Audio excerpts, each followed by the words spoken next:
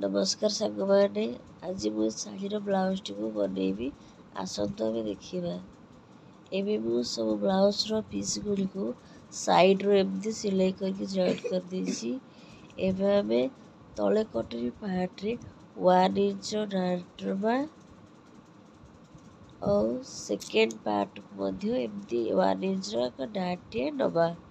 एहा पर आमे ऊपर कटोरी सह तल कटोरी पार्ट को ठीक भाव भलसे धरिकी जॉइंट करवा। या जॉइंट हो सारा पर एस पटी सांगे आपको अटैच करवा। एवं आम अन्न कटोरी मध्य एस पटी माध्यम ताको अटैच करनेबा। या पर आमे तल डंगा पार्ट को मध्य से कटोरी सांगे आमे तल पटू जॉइंट एमती करनवा। जॉइंट कर सारा पर चल आमे चेक करनवा आर सब जाट समान अछि कि नाही।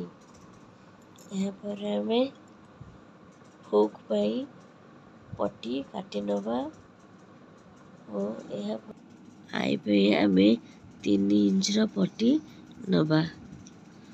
मन रखंतु सांग माने हुक पट्टी टी आमे ब्लाउज रो राइट साइड पर जॉइन करवा एवं आई पट्टी टी ब्लाउज रो बाम पटे अटैच करवा।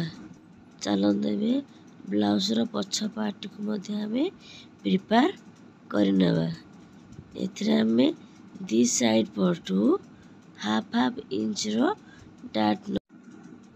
यहाँ पर आमे ब्लाउज रो कांध को जॉइंट करनेबा।